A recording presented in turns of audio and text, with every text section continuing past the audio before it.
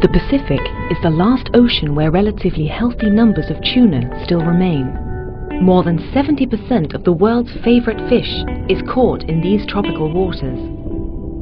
But the calm, clear Pacific Ocean belies a harsh reality.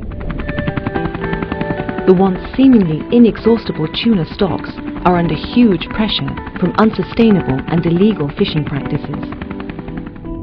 Of the 4 commercially fished Pacific tuna species, yellowfin and big-eye tuna are now in steep decline, and even the more resilient skipjack, the most commonly canned tuna, could soon be in serious trouble.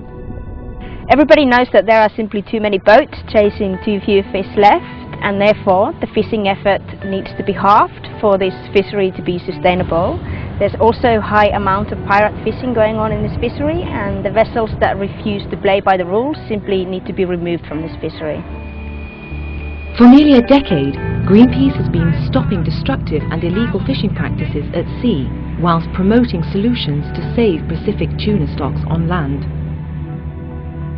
One key element of those solutions is a shift in fisheries politics.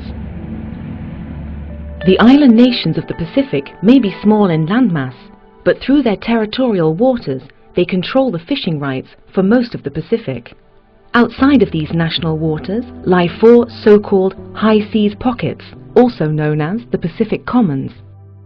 Almost all purse seine fishing has been banned from these pockets, an area nearly half the size of Europe. But they remain open to longlining by the large Asian fishing fleets. Greenpeace is calling for these areas to be declared marine reserves, sanctuaries where the migratory tuna can breed in safety to replenish the stocks. By closing down these areas to purse seine fishing, the Pacific Island countries have really taken some historic conservation moves. What needs to happen next is that these areas are also closed to longline fishing, because you can only get the full benefits of a marine reserve if you ban all fishing activities in that area. Over the past decades, Pacific Island nations have been selling fishing rights to foreign fleets who have been taking fish and profits elsewhere. But now, the Pacific is starting to develop its own fishing industry with a view to retain profits in the region and catch fish in a more responsible way. Greenpeace is promoting these more sustainable fishing techniques, such as catching free swimming schools and fishing by pole and line. These methods result in less bycatch of young tuna and non-target species such as sharks, and are therefore less harmful to tuna stocks and the wider ecosystem. On land, Greenpeace has pressured retailers and tuna brands to source their tuna from these more environmentally and socially responsible fisheries.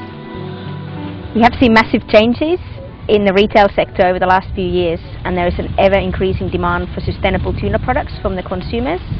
We now need to eliminate unsustainable fishing practices from the supply chain and ensure that more of the economic benefits are staying with the Pacific Island countries. For the people in the Pacific, fish is the most important source of food and jobs, and for their countries, tuna represents a crucial opportunity for economic development. Through its work in the Pacific, Greenpeace aims to safeguard a future for the tuna and the people who depend on it.